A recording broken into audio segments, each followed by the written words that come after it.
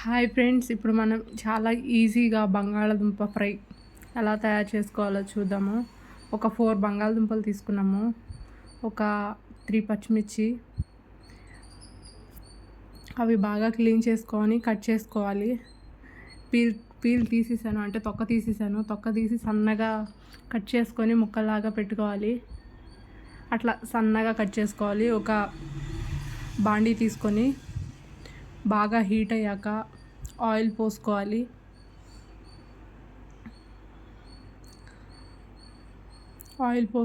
కొంచెం ఆయిల్ పడుతుంది, లేకపోతే పొటాటో అడుగంటేస్తూ ఉంటుంది బంగాళదుంప.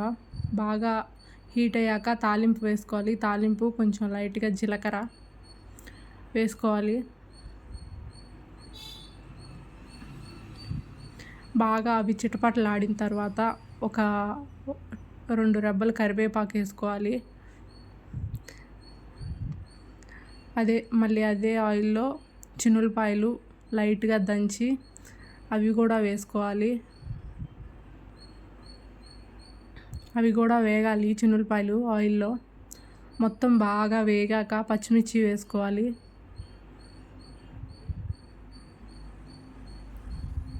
పచ్చిమిర్చి వేసుకొని ఫ్రై చేసుకోవాలి. కాసేపు ఫ్రై చేసుకున్నాక అవి పచ్చిమిర్చి కూడా వేగాక ఇప్పుడు మనం ఇందాక సన్నగా తరిగి పెట్టుకున్న బంగాళదుంప ముక్కలు కూడా వేసుకొని బాగా కలుపుకోవాలి, మొత్తం కలిసేలాగా.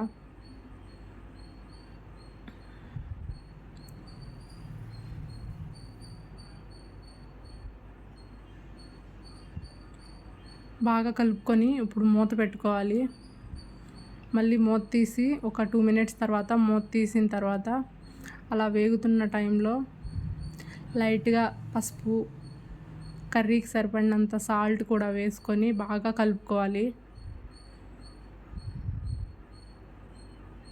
సాల్ట్ కూడా కర్రీకి సరిపడినంత వేసేసాను. ఒకసారి కలుపుకోవాలి, అది కూడా వేసి మొత్తం.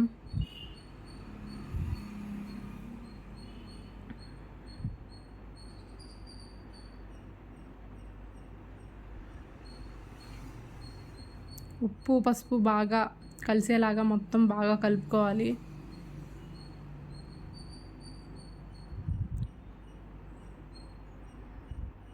మళ్ళీ మూత పెట్టుకొని ఒక 3 మినిట్స్ అలా మూత పెట్టి 3 మినిట్స్ తర్వాత అలా వేగిన తర్వాత కలర్ చేంజ్ అయినాయి, రెడ్ కలర్లోకి వస్తున్నాయి అన్నీ.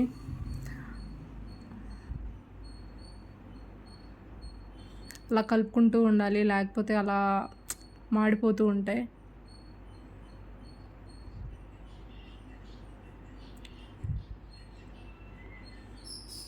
బాగా కలుపుకోవాలి. మళ్ళీ ఒకసారి మూత పెట్టుకోవాలి. ఒక 2 మినిట్స్ తర్వాత కారం వేసుకోవాలి. అది స్కిప్ అయిందండి, వీడియో క్లిప్ మిస్ అయింది, తీయలేదు. కారం వేసుకోవాలి. కారం వేసుకొని కలుపుకోవాలి బాగా. మీకు సరిపడినంత వేసుకోండి. ఆల్రెడీ మనం పచ్చిమిర్చి కూడా వేసాం కాబట్టి చూసి వేసుకోండి. ఇంకొకసారి మూత పెట్టేసి ఆ కారం ఎన్ని పట్టేలాగా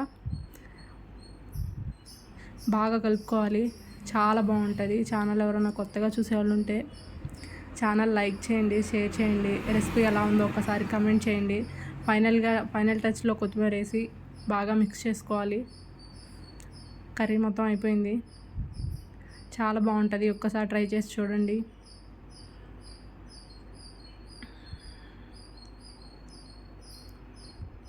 ఒక్కసారి రెసిపీ ఎలా ఉందో ట్రై చేసి కామెంట్ చేయండి ప్లీజ్. ఛానల్ ఎవరైనా చూసేవాళ్ళు ఉంటే ప్లీజ్ లైక్ చేయండి.